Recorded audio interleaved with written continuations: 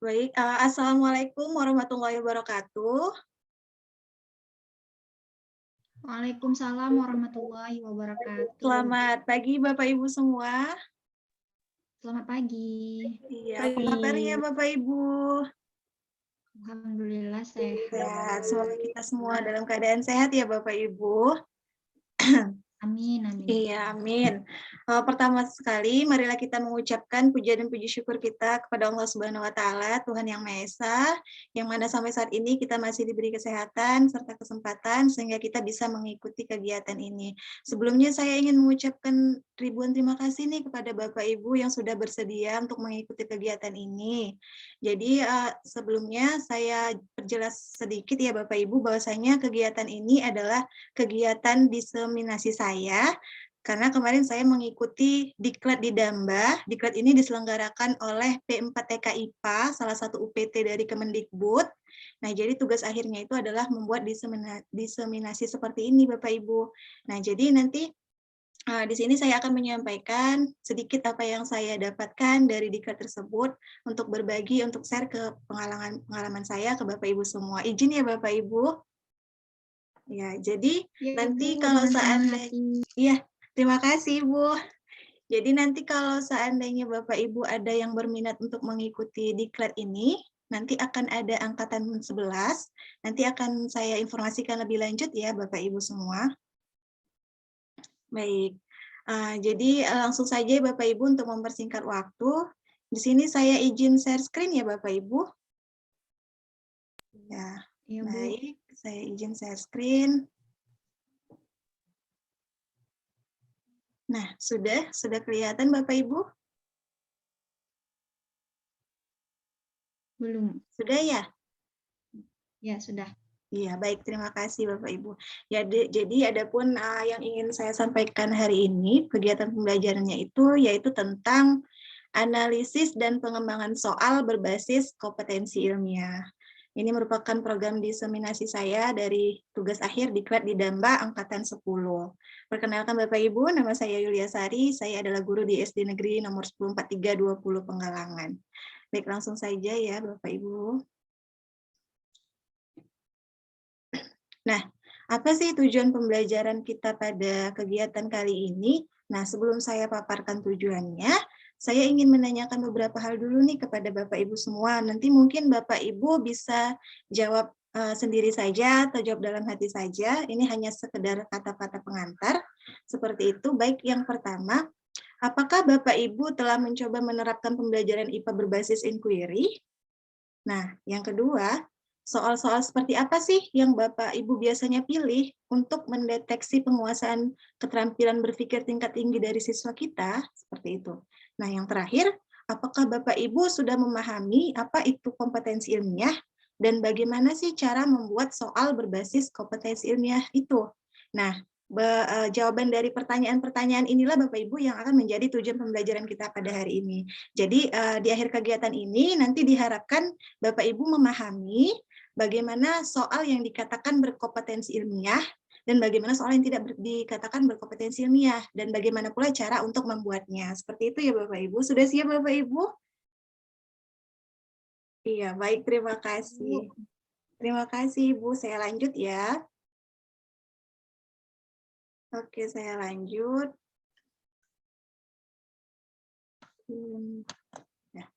Nah, apa sih itu sebenarnya kompetensi ilmiah? Mungkin Bapak Ibu sudah sering dengar ya, atau sudah dari antara Bapak Ibu pasti sudah ada yang tahu. Mungkin saya jelaskan sedikit di sini. Jadi menurut Depdiknas tahun 2003, kompetensi ilmiah itu sendiri adalah perpaduan dari pengetahuan, keterampilan, ataupun sikap yang biasanya direfleksikan dalam kebiasaan berpikir dan bertindak secara ilmiah untuk mendapatkan pemahaman ilmiah. Nah, dari pendapat ini bisa kita ambil kesimpulan ya Bapak Ibu bahwasanya ini kompetensi ilmiah ini berkaitan dengan kebiasaan kita untuk berpikir dan bertindak secara ilmiah seperti itu Bapak Ibu. Nah, dalam praktik sains sendiri, kompetensi ilmiah ini sangat penting. Kenapa Bapak Ibu? Karena berhubungan dengan kemampuan kognitif utama kita, yaitu tentang penalaran deduktif dan induktif, tentang berpikir kritis, tentang transformasi informasi, membangun dan mengkomunikasikan argumen berbasis data, serta mengaplikasikan sains. Ini menurut OECD tahun 2017.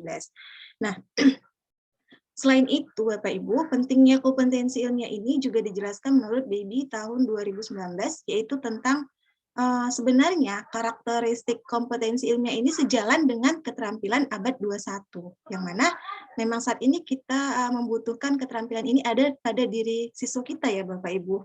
Ada pada diri siswa kita keterampilan abad 21 ini, yaitu kemampuan beradaptasi, keterampilan bersosial, kemudian komunikasi kompleks, atau pemecahan masalah, dan sebagainya. Nah, jadi bisa kita simpulkan kembali, kita perjelas di sini bahwasanya kompetensi ilmiah itu adalah kemampuan untuk bertindak dan berpikir secara ilmiah, seperti itu Bapak Ibu. Dan ini semua kita bisa kaitkan dengan literasi ilmiah, yang memang saat ini sangat kita butuhkan ada pada diri siswa kita, seperti itu. Jadi kemampuan dalam berliterasi ilmiah, bisa kita katakan seperti itu. Apa itu literasi ilmiah? Menurut PISA tahun 2015, literasi ilmiah itu sendiri yaitu tentang kemampuan untuk memahami isu-isu sains terkait, serta memahami gagasan-gagasan sains untuk menjadi warga negara yang reflektif. Nah, sehubungan dengan itu Bapak Ibu, bahwasanya kemampuan berliterasi ilmiah ini sangat penting dimiliki oleh siswa kita. Sehingga kita sebagai seorang guru harus mampu membiasakan siswa kita untuk berliterasi ilmiah. Nah, salah satunya itu adalah dengan membiasakan siswa mengerjakan soal-soal berbasis ilmiah. Jadi kita sebagai guru harus memiliki keterampilan untuk membuat soal-soal berbasis kompetensi ilmiah. Saya lanjut. Nah, jadi bagaimana sih soal yang dikatakan berkompetensi ilmiah itu? Jadi soal yang dikatakan berkompetensi ilmiah itu merupakan soal yang menuntut kemampuan berliterasi ilmiah, di mana soal ini tidak hanya meminta siswa untuk mengingat materi yang sudah dipelajari, melainkan mampu untuk berpikir kritis atas stimulus yang diberikan, dan siswa kita itu mampu menjadikan pemahaman sains yang mereka dapat untuk cara menjawab sebuah persoalan atau sebuah pertanyaan, seperti itu Bapak Ibu. Sebelumnya saya khususkan di sini ya Bapak Ibu, bahwasanya ini kita khususkan dulu untuk pembelajaran IPA, seperti itu. Nah, ciri-ciri soal berkompetensi ilmiah sendiri ini yang pertama ada stimulus di dalam soalnya. Jadi stimulus yang dimaksud di sini ada dia nanti berupa seperti kita buat teksnya dulu atau kita buat tabelnya dulu, seperti itu. Ada stimulus yang diberikan sebelum langsung ke soal. Nah, kemudian yang kedua, ada terdapat indikator kompetensi ilmiah. Nanti ini akan saya jelaskan lebih lanjut. Nah, sekarang kita bahas tentang kalau misalnya seandainya Bapak Ibu ingin mengetahui apakah sebuah soal itu termasuk berbasis kompetensi ilmiah atau tidak, maka kita bisa melihat dari 4 komponen di bawah ini, 4 perangkat, yaitu ada indikator kompetensi ilmiah, ada konteks sosial, ada tuntutan kognitif, dan ada pengetahuan. Nah, 4 hal ini harus dipahami sebelum kita bisa menganalisis soal yang berbasis kompetensi ilmiah. Nah, ketika Bapak Ibu sudah memahami 4 hal ini, maka Bapak Ibu akan dengan mudah untuk membuat soal-soal berbasis kompetensi ilmiah. Kita bahas satu-satu ya Bapak Ibu. Yang pertama, indikator kompetensi ilmiah. Nah, indikator kompetensi ilmiah ini para pakar pendidikan, khususnya di Indonesia, sepakat untuk menggunakan indikatornya itu dari menurut PISA tahun 2015. Jadi ada 3 kompetensi indikator ilmiahnya, yaitu yang pertama, Bapak Ibu bisa lihat di monitor. Yang pertama yaitu menjelaskan fenomena secara ilmiah. Di antaranya itu mampu mengenali, memaparkan, dan mengevaluasi hal-hal terkait fenomena alam dan teknologi. Bentuk keterampilannya itu sendiri seperti ini, bisa mengingat atau menyebutkan dan menerapkan pengetahuan ilmiah secara tepat, kemudian mengidentifikasi, menggunakan dan memilih model-model tampilan ilmiah, membuat dan menetapkan prediksi, mengajukan penjelasan hipotesis, menerangkan implikasi potensial pengetahuan bagi masyarakat. Nah, ini adalah bentuk-bentuk keterampilannya. Nanti jadi ketika kita ingin membuat sebuah soal berbasis kompetensi ilmiah, kita harus pilih nih salah satu kompetensi ilmiah apa yang mau kita gunakan. Contohnya, menjelaskan fenomena secara ilmiah. Bentuk keterampilan apa yang kita harapkan dimiliki oleh siswa untuk menjawab soal itu. Seperti itu, misal kita yang pilih yang ini, mengajukan penjelasan hipotesis, seperti itu Bapak Ibu. Nah, indikator yang kedua, itu ini, mengevaluasi dan merancang penyelidikan ilmiah. Di antaranya mampu menguraikan dan memberikan penilaian terhadap suatu penyelidikan ilmiah dan mengajukan cara-cara untuk menjawab pertanyaan secara ilmiah. Bentuk-bentuk keterampilannya bisa Bapak Ibu lihat di layar monitor, nanti akan saya bagikan juga jika Bapak Ibu menginginkannya, nanti akan saya share. Ini ada mengidentifikasi pertanyaan, membedakan, mengajukan cara, mengevaluasi cara, menguraikan, dan sebagainya. Ini kemudian yang ketiga, yaitu menginterpretasi data dan bukti secara ilmiah, seperti menganalisis dan mengevaluasi data, klaim dan argumen dalam beragam bentuk representasi, dan membuat kesimpulan ilmiah secara tepat. Ini ada bentuk-bentuk keterampilannya. Misal, mengubah data dari satu bentuk presentasi ke bentuk lainnya. Nih, seperti itu Bapak Ibu. Nah, kemudian yang kedua, adalah konteks soal. Nah, ketika Bapak Ibu ingin membuat soal berbasis kompetensi ilmiah, maka Bapak Ibu harus memilih nih konteks soalnya, apa yang digunakan, apakah personal, apakah lokal atau nasional, dan ataukah global. Kalau personal itu Bapak Ibu, itu dia soalnya yang menyangkut tentang kondisi siswa, kondisi kehidupan pribadi siswa, atau kondisi kehidupan keluarganya, atau kelompok rekan usianya, dan sebagainya. Jadi misal kita buat stimulus soalnya itu tentang kehidupan keluarga, seorang keluarga seperti itu, atau kehidupan seorang anak siswa didik kita di rumah bagaimana, seperti itu. Nah, kalau yang lokal atau nasional itu dia membahas topik-topik atau data yang berkaitan dengan kondisi masyarakat di suatu wilayah atau negara, tapi itu masih dalam konteks negara sendiri. Jadi kita misal kita membuatkan kondisi masyarakat di Sumatera Utara, contohnya seperti itu Bapak Ibu. Jadi ini membahas tentang lokal atau nasional dari negara kita sendiri. Kemudian kalau yang global itu sudah mencakup data dari negara lain, atau membahas kondisi tertentu yang berpengaruh secara luas, secara mendunia, seperti itu. Nah, kemudian yang ketiga, itu ada tuntutan kognitif. Di tuntutan kognitifnya ini, biasanya ya Bapak Ibu, kalau kita ingin membuat soal, kita menggunakan taksonomi Bloom ya Bapak Ibu semua? Iya, taksonomi Bloom. C1 sampai C berapa Bapak Ibu? C6 ya Bapak Ibu? Iya, jadi kalau dalam soal berbasis kompetensi ilmiah ini hanya ada 3. Kita belum menggunakan yang taksonomi Bloom C1 sampai C6, tapi hanya 3 ini saja, yaitu rendah, kemudian menengah, kemudian tinggi. Kalau rendah ini, itu indikatornya dia hanya memerlukan satu langkah prosedur. Jadi misalkan siswa itu hanya diminta untuk mengingat suatu fakta, atau membaca sebuah teks, kemudian melihat apa jawaban dari teks tersebut, seperti itu. Jadi hanya memerlukan satu langkah prosedur saja. Kalau dia menengah, dia sudah menggunakan 2 langkah prosedur. Misal dia sudah mengingat nih, kemudian dia apa yang sudah dia ingat bisa dia terapkan ke konsep yang lain, seperti itu. Atau dia mampu memilih prosedur yang tepat itu, yang bagaimana, atau dia mampu mengorganisasi data yang didapat dia, kemudian ditampilkan kembali, seperti itu. Bapak Ibu. Nah, kemudian kalau yang tinggi, dia sudah lebih dari 2 langkah prosedur. Jadi menandainya seperti itu saja Bapak Ibu. Kalau rendah hanya 1 langkah, kemudian kalau menengah dia sudah 2 langkah, kemudian kalau tinggi dia sudah lebih dari 2 langkah. Seperti contohnya dia mampu untuk menganalisis suatu informasi, sudah dia tahu nih informasinya, kemudian dianalisisnya. Nah, kemudian kemudian dia bisa mensintesis atau mengevaluasi bukti-buktinya, bisa menilai atau menalar, memberikan sumber-sumber bervariasi, atau membuat sebuah rencana, atau mampu mengurutkan langkah-langkah untuk menyelesaikan sebuah permasalahan. Seperti itu Bapak Ibu. Kita lanjut, tadi yang ketiga. Nah, yang terakhir adalah yang keempat, yaitu pengetahuan. Namanya juga kita ingin membuat soal, pasti kita butuh namanya pengetahuan ya Bapak Ibu. Pengetahuan yang dimaksud di sini adalah isi atau materinya, seperti itu. Jadi kalau kita membuat soal kan kita butuh materi apa sih yang mau diujikan, seperti itu. Jadi isi atau materinya yang perlu saya tekankan di sini adalah dalam soal berbasis kompetensi ilmiah, itu dia tetap selaras dengan kompetensi-kompetensi yang sudah ditetapkan oleh pemerintah.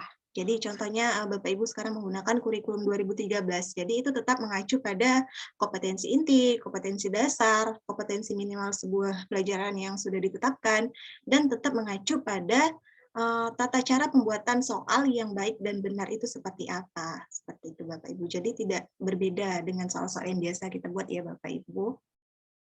Nah, itu adalah keempat hal yang harus kita pahami, yang harus kita tahu, sehingga kita bisa membuat soal-soal berbasis kompetensi ilmiah.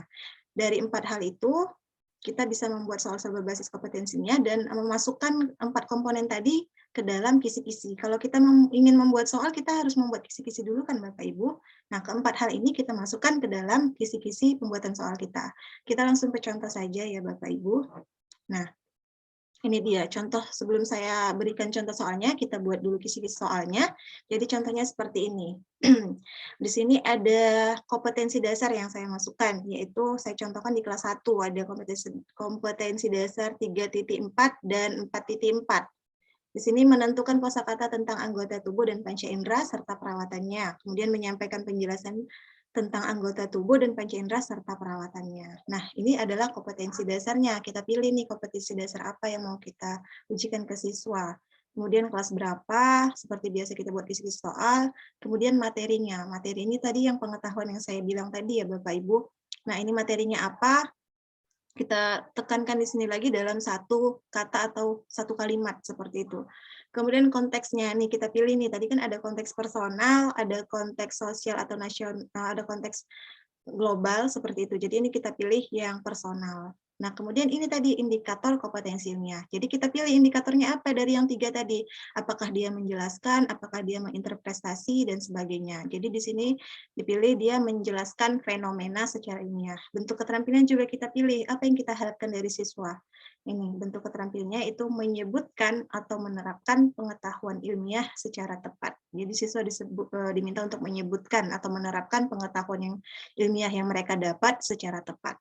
Nah, tuntutan kognitifnya juga kita pilih nih Bapak Ibu, kan ada 3 tadi ya, rendah, menengah, kemudian tinggi. Nah, ini ada menengah, kemudian ini nomor soalnya, nomor 1 bentuk soalnya adalah pilihan berganda. Seperti itu Bapak Ibu. Nah, ini kita langsung masuk ke contoh soal. Contoh soalnya, nah, Ani dan Budi sedang terpapar virus COVID-19. Ani tidak nafsu makan. Baginya, semua makanan rasanya hambar. Sedangkan bagi Budi, antara minyak kayu putih dengan minyak wangi tidak ada bedanya. Alat-alat indera mana sajakah yang terganggu? Nah, coba saya ingin bertanya dulu nih sedikit dengan Bapak Ibu. Kalau biasanya nih kita jumpai, pernah nggak Bapak Ibu jumpai soal yang seperti ini sebelumnya? Belum. Bagaimana Bapak Ibu? Belum, Bu. Belum ya Bapak Ibu. Iya, kalau biasanya kita kan menjumpai soal hanya seperti ini ya Bapak Ibu. Contoh tentang alat indera. Misalkan telinga berfungsi untuk, seperti itu kan Bapak Ibu biasanya kalau kita lihat soal kelas 1 tentang alat indera, seperti itu. Nah, jadi ini dia bedanya soal berbasis kompetensi ilmiah dengan soal yang tidak berbasis kompetensi ilmiah. Kalau soal berbasis kompetensi ilmiah, dia ada ciri khususnya, itu ada stimulus yang kita berikan. Jadi siswa itu tidak hanya diminta untuk mengingat yang mereka pahami saja atau yang mereka sudah tahu, tidak hanya menyebutkan, tapi mereka harus bisa berpikir lebih kritis lagi, berpikir dari stimulus yang mereka dapatkan seperti itu. Jadi ini ada dulu stimulusnya, diceritakan dulu, baru setelah itu baru ditanya alat-alat indera mana sajakah yang terganggu, seperti itu Bapak Ibu. Jadi bedanya soal berbasis kompetensinya dengan tidak itu yang seperti ini. Nah, kira-kira jawabannya yang mana ya Bapak Ibu? C. Iya benar C. Bapak Ibu. Yang C ya Bapak Ibu. Iya, di sini dia bagi Ani tidak nafsu makan katanya. Baginya semua makanan rasanya hambar. Berarti yang terganggu adalah lidah si Ani, kemudian si Budi dia tidak bisa mencium, membedakan minyak wangi dengan minyak kayu putih. Berarti hidung ya Bapak Ibu. Ya, ini adalah contoh soal yang dikatakan soal berbasis kompetensi ilmiah. Nah, saya kasih contoh soal yang kedua. Bentar ya Bapak Ibu. Nah, ini kisi-kisinya dulu. Saya ambil di sini contohnya kelas 4 dalam kurikulum 2013 masih di sini ya Bapak Ibu. Ada KD 3.3 dengan 4.3 yaitu tentang jenis gaya. Nah, di sini kelas 4, kemudian materinya gaya dan gerak. Ini konteksnya adalah soal lokal. Kemudian indikator kompetensi ilmiahnya itu menjelaskan masih fenomena secara ilmiah, tapi keterampilannya itu sudah pada mengajukan penjelasan hipotesis. Jadi kita pilih dari yang bentuk keterampilan tadi yang ada. Kemudian ini apanya menengah, ini bentuk soalnya uraian. Kita langsung masuk ke soal. Nah, seperti ini Bapak Ibu. Soalnya ada di bawah, tapi kita ada dulu kasih stimulus berupa cerita di sini. Ceritanya ini dia tetap pada kompetensi ilmiah, maksudnya ceritanya dia mengacu pada memang kenyataan seperti itu Bapak Ibu, jadi tidak dibuat-buat, terbukti secara ilmiah, itu dia namanya kompetensi ilmiah. Nih, saya bacakan ya Bapak Ibu, judulnya tentang sepeda listrik. Pada dasarnya, sepeda listrik adalah sepeda biasa yang ditambah dengan baterai dengan sebuah motor listrik sebagai penggerak. Sepeda listrik ini tentu saja lebih ramah lingkungan karena tidak menghasilkan bunyi mesin dan tidak mengeluarkan asap dari sisa pembakaran. Jadi, tidak menambah kebisingan maupun polusi udara. Namun perlu diperhatikan jika jenis sepeda listrik yang tidak dapat dikayu hanya cocok untuk digunakan jarak dekat saja, karena kemampuan baterai penampungan dayanya terbatas. Ada juga jenis sepeda listrik yang tetap bisa dikayu agar dapat berjalan seperti sepeda biasa, sambil mengumpulkan ke dalam baterai dan energi putaran. Hal tersebut membuat kita tetap dapat berolahraga ketika menggunakannya. Harga sepeda listrik sekitar sepertiga saja dari harga sepeda motor biasa. Selain itu, perawatannya juga relatif mudah. Bagaimana? Apakah kamu tertarik untuk memiliki dan menggunakan sepeda listrik? Nah, boleh tidak Bapak Ibu? Saya minta salah satu di antara Bapak Ibu untuk membacakan soalnya. Mungkin Ibu Hafizatul Haira, Ibu Aisyah barangkali. Iya. Ya, terima kasih Bu Aisyah. Mungkin terganggu Sepeda jaringan listrik ya. tanpa dikayu dengan sepeda listrik yang dapat dikayu. Jika keduanya mengalami kerusakan pada baterainya, mengapa? Iya, kira-kira bagaimana nih Bapak Ibu jawabannya? Bisa nggak kira-kira siswa kita ini menjawabnya seperti itu? Jadi di sini bisa kita analisis bahwasanya dari soalnya dia sudah mengajukan hipotesis ya Bapak Ibu. Dia meminta siswa kita bisa berhipotesis atas stimulus yang sudah diberikan. Jadi itu tadi bentuk keterampilannya, mengajukan hipotesis. Jadi ini seperti ini bisa barangkali jawabannya. Nah, mungkin siswa kita kan kalau menjawab ini berbeda-beda jawabannya Bapak Ibu, tidak bisa kita samaratakan semua sesuai dengan cara berpikir mereka. Nah, jadi kalau jawaban yang paling benarnya itu ini Bapak Ibu, jawaban skor 3. Kalau siswa kita itu menjawab berbeda karena sepeda yang dikayu tetap dapat berjalan jauh karena menggunakan energi putaran. Mungkin juga siswa kita menjawab seperti ini, berbeda karena sepeda yang dikayu tetap dapat berjalan jauh sementara yang tidak dikayu tidak dapat berjalan jauh.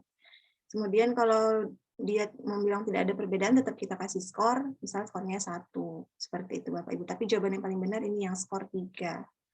Nah, ini jadi soal-soal yang contoh-contoh soal yang berbasis kompetensi ilmiah yang Bapak Ibu, yang meningkat keterampilan tinggi, berpikir tingkat tinggi dari siswa kita, seperti itu.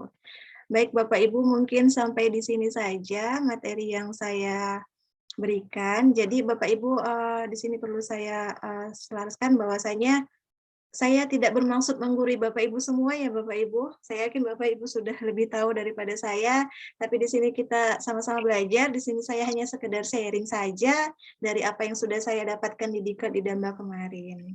Baik Bapak Ibu, sampai di sini kira-kira Bapak Ibu ada yang ingin bertanya?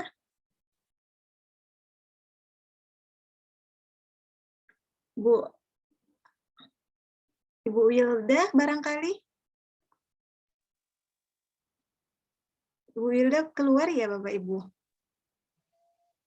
Mungkin sedang ada... Ya Bu, saya ada sedikit pertanyaan. Iya. Apa itu Ibu Hafizatul Haira?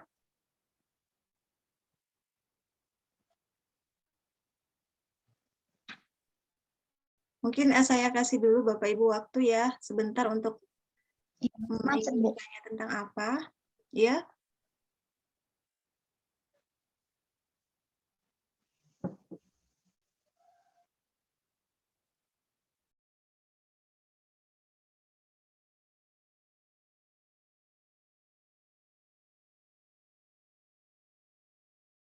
baik. Mungkin kalau memang tidak ada pertanyaan ya Bapak Ibu, saya lanjut saja.